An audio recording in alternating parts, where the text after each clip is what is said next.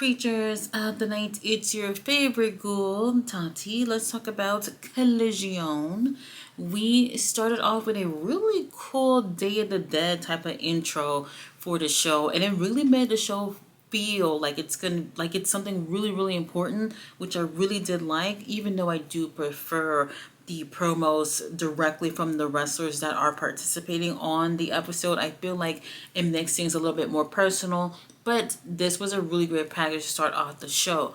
We started off with tag team action. We had our champions, Konosuke Takeshita and Kazuchika Okada, going against Anthony Bowens and Max Caster. Now, it didn't dawn on me at first when they first announced this match on Wednesday, but here we have two teams where everyone on the team, everyone in the match are at odds with each other, and they're bickering and they're arguing and damn near about to go one-on-one with their partners in this match. So it made an interesting dynamic that we don't typically see. Typically, when one team is just arguing and at odds with each other, the other team would be able to use that to their advantage. And unfortunately for Max and Anthony, that didn't work to their advantage because they're arguing and bickering with each other too.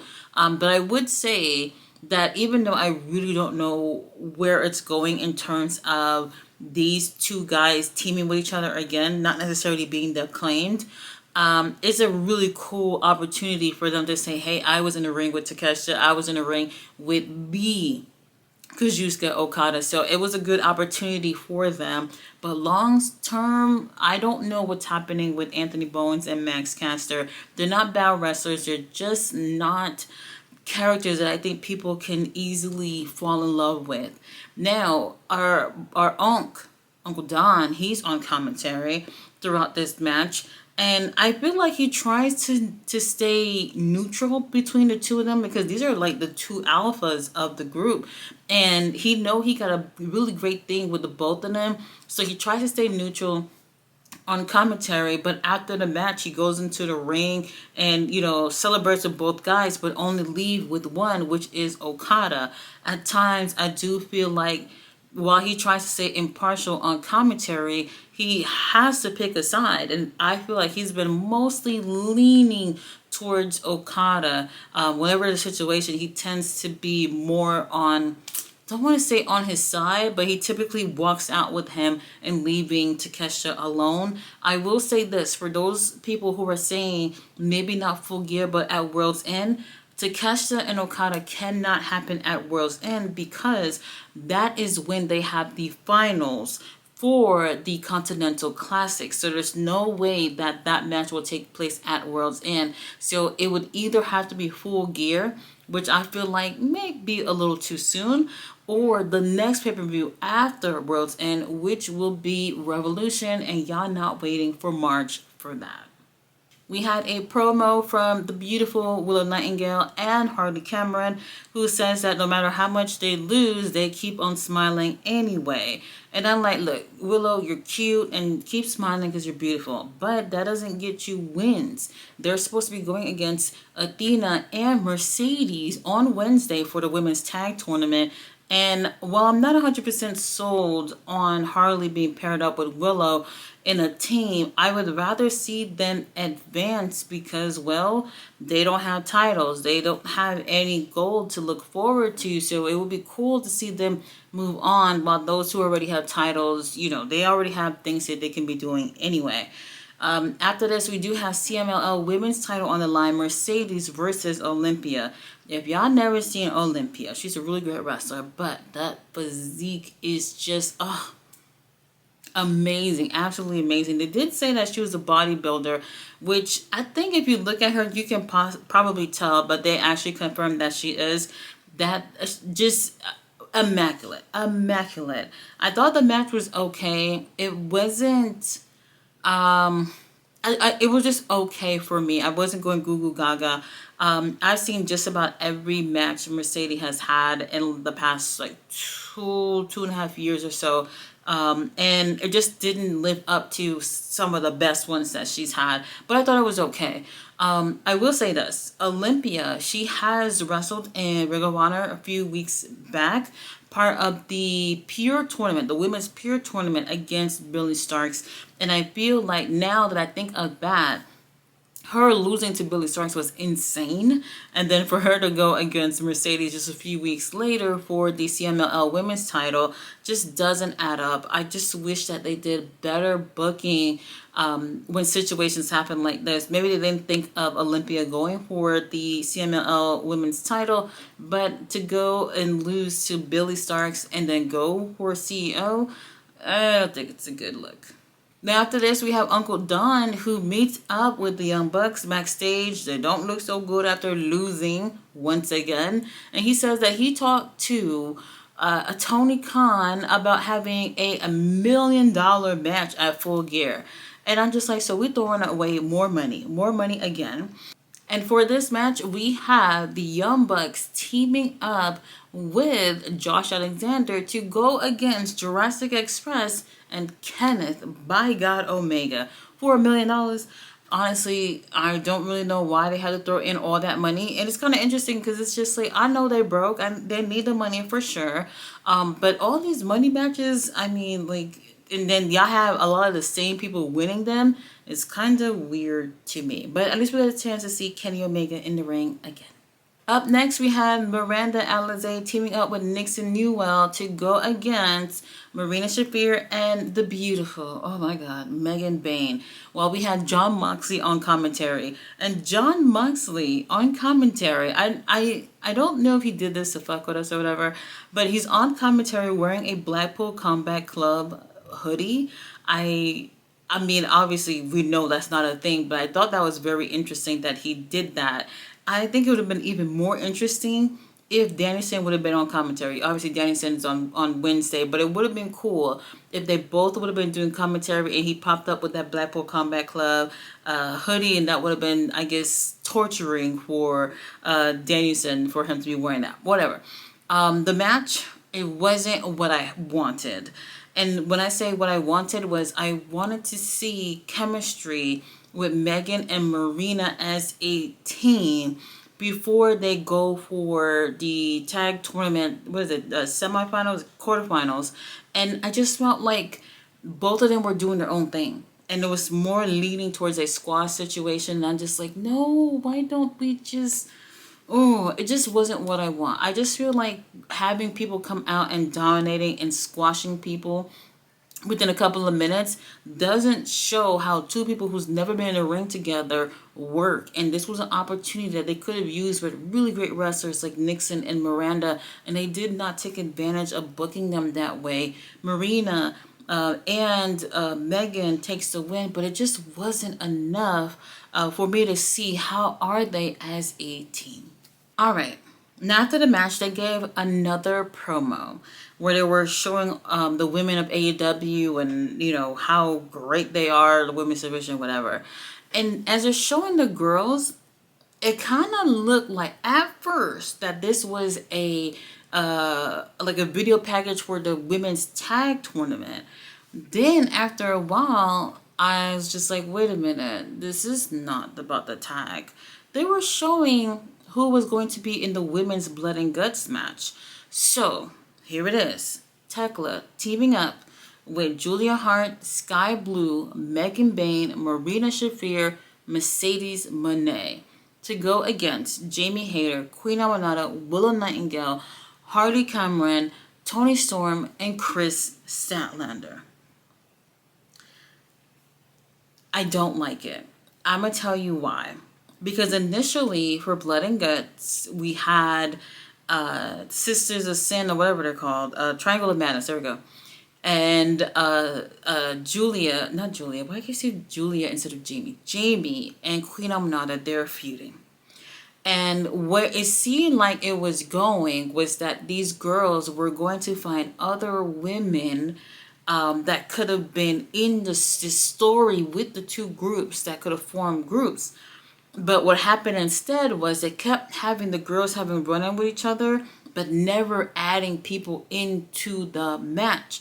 Then there were weeks where it seems like we're not getting anywhere in terms of adding more people for Blood and Guts, which was kind of weird. And I've been saying that on the live streams, like, how come nobody's being added onto the match?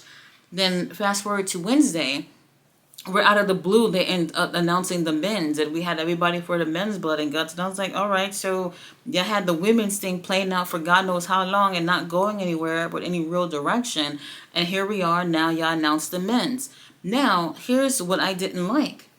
What it seemed like was we don't know what to do with the girls that we already had in this storyline for Blood and Guts. We're just gonna throw in all the other girls that are feuding over other things and just put them with the good girls or put them with the bad girls. And I'm just like, a lot of thought didn't go into it, and that's what we want. At least with the men's, it's literally the conglomeration and all the guys that has been feuding with the Death Riders this entire time, going literally against the Death Riders, where it's like, okay, this makes sense. It's two groups of people that have been feuding for a long time, all have the same common goal, which is to take down the good guys, take down the bad guys. Now, for the women's Blood and Guts, it's literally everybody has their own agenda. Everybody has their own thing going on. And honestly, as a collective, it doesn't play out and kind of feels like a afterthought, to be honest with you, where they could have done something with the Triangle of Madness, doing something with bringing more girls, not to their group specifically, but to team up with, to have an alliance to go against Jamie and Queen Amanada, and it just wasn't there. So now it just kind of feels like, all right, we're just putting the good girls versus the bad girls, and let's see what happened at Blood and Guts. I will say one other thing is that I don't necessarily agree with Mercedes being here. Mercedes is holding all these titles, already not defending most of them anyway. If anything happens, and y'all know we don't appreciate injuries or whatever, if anything happens, then what do we do at that point? There's too many champions here. The only two champions in the company are in this match. And I don't think that this is, things could go wrong. Like I said, we don't want that.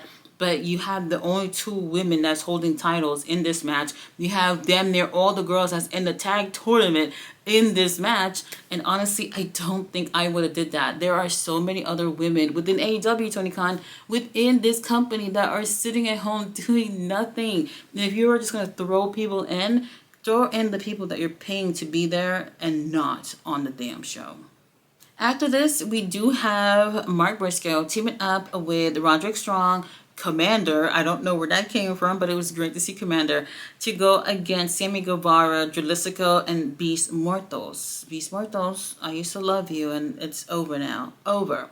Now, the predictability I don't like. I don't care for. LFI booking has never been what it should be. Look, y'all know me, I do prefer the bad guys, but I want to keep things fair in terms of LFI. They have amazing wrestlers. And first of all, give me Commander and Jalisco one-on-one. That's all I want at this point, because they look so good in the match.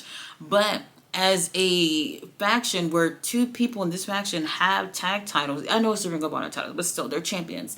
And, they're taking L's where it matters, and conglomeration, they're always winning, and they're always, I don't want to see predictable things all the time. And LFI could really have used this win.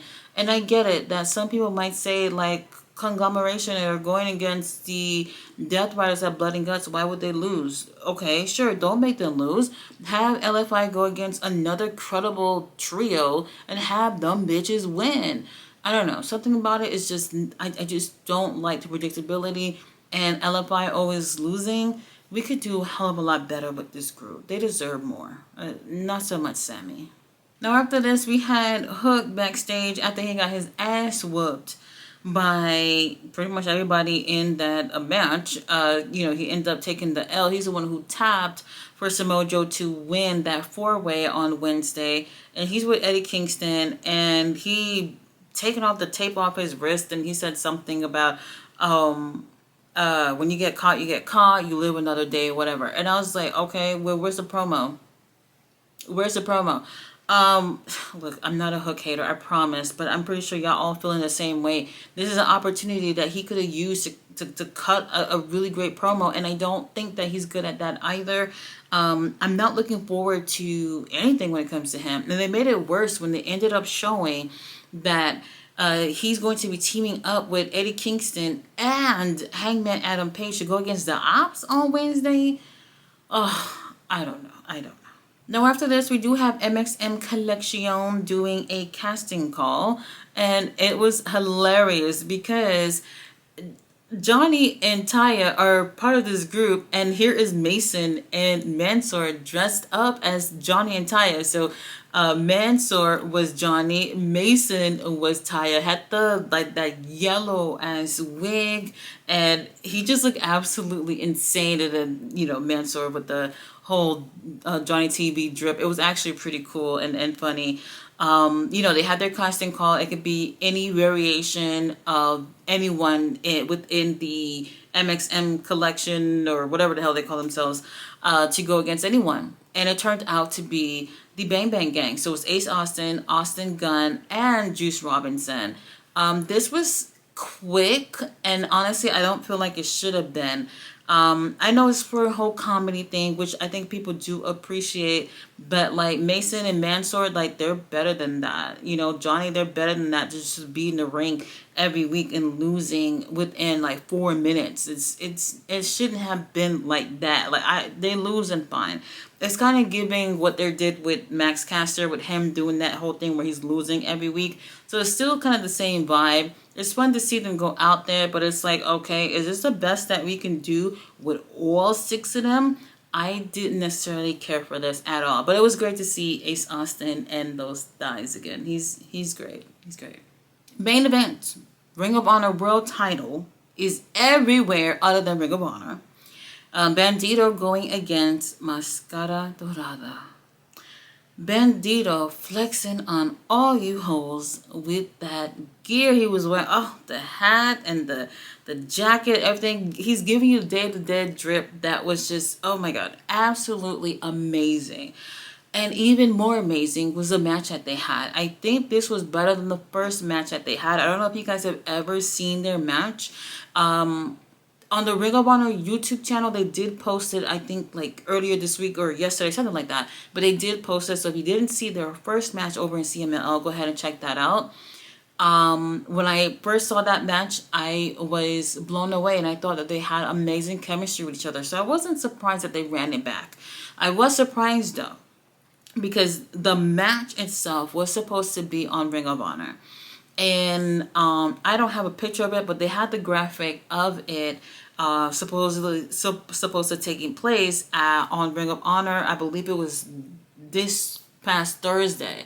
And then on Wednesday on Dynamite, they said, sorry bitches, we're putting it on Collision. And I was like, oh, that's what we're doing? Whatever. The match was immaculate. Immaculate. It was like, I want to say maybe 25 minutes. Something of that sort. And it reminded me of the old Collision days, like in the beginning when they would have like 20 plus minutes of main events. And I always feel like that's what main events should be, like 20 minutes or so. Because main events are what everybody's here for. And it's supposed to feel important. And it's supposed to be so motherfucking good that you're going to tell your grandchildren about it. And this was one of those matches. They tore it up. Definitely one of the best TV matches that they've ever had, for sure. I do, my only complaint is, I know what I'm going to say, Bandito finisher is very unbelievable. The 21 plex is not a natural thing for me. And I know we're talking about pro wrestling, like what's natural about it? But I don't feel like someone holding onto a rope waiting to get snatched up into a suplex is believable. So I personally don't like it, but everything was just pretty much perfect about this match, and definitely better than their first match. The title was on the line, obviously. Bandito was not going to lose it. No kinesio tape on his shoulders or on his back like we've seen him in the past few weeks.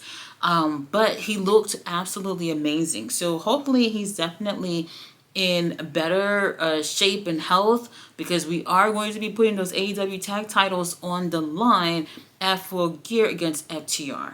I do want to mention that I don't know if they will retain in terms of the titles, but whatever it is, we need the Ring of Honor champion on Ring of Honor. Like, if you want people to pay $10 a month, the champion needs to be there. Like, how could y'all imagine Hangman never on AEW? At least, like, at all. Like, if he wasn't on Dynamite, if he wasn't on Collision, then he just showed up on Ring of Honor. Like, you guys would not like that. So for those of us who's spending $10 to look at everybody else but the champion, I think that it's a waste of, well, maybe for some people it's a waste of money, but that's what we want. We want our champion on the show.